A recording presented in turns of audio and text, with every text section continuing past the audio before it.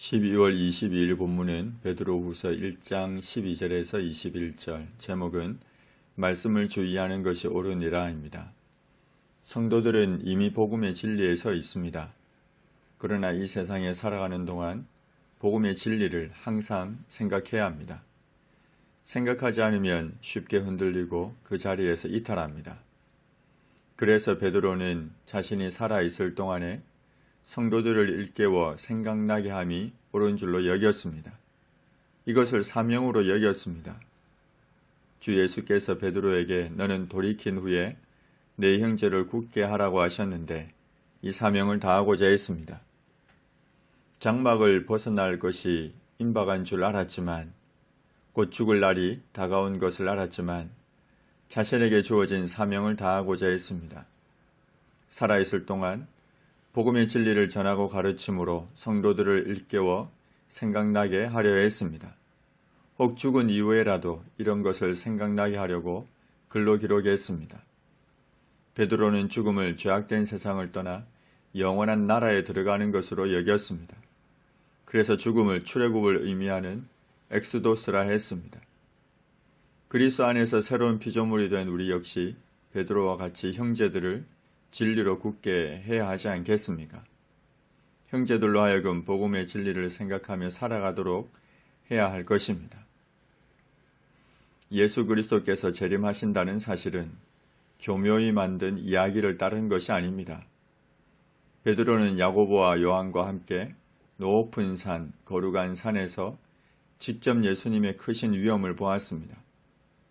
지극히 큰 영광 중에서 이러한 소리가 났습니다. 이는 내 사랑하는 아들이요 내 기뻐하는 자라. 예수님은 하나님 아버지께 존귀와 영광을 받으셨습니다. 분명 변화산에서의 사건은 예수님의 재림이 확실함을 보여주었습니다. 그러나 우리에게는 이보다 더 확실한 예언의 말씀이 있습니다.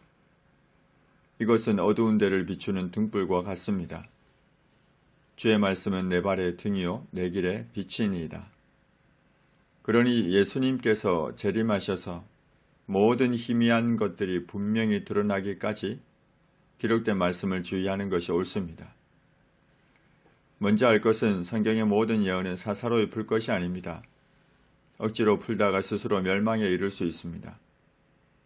기록된 말씀에 더하여 재앙을 더할 수 있고, 기록된 말씀을 제하여 생명나무와 및 거룩한 생의 참여함을 제하여 버릴 수도 있습니다. 예언은 언제든지 사람의 뜻으로 낸 것이 아닙니다. 오직 성령의 감동하심을 받은 사람들이 하나님께 받아 말한 것입니다. 그러기에 무엇보다 성령의 도우심을 구해야 합니다.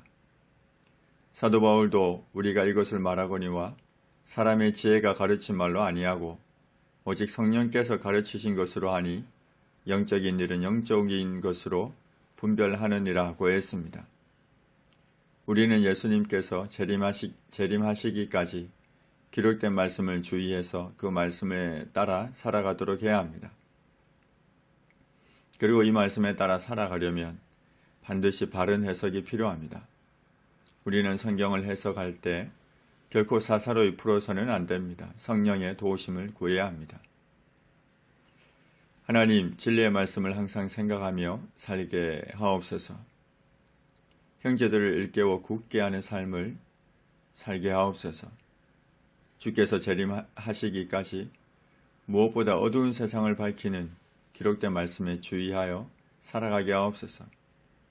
이 말씀을 사사로이 풀지 않게 하시고 성령의 도우심을 구하여 바르게 해석하게 하옵소서. 예수님의 이름으로 기도합니다. 아멘.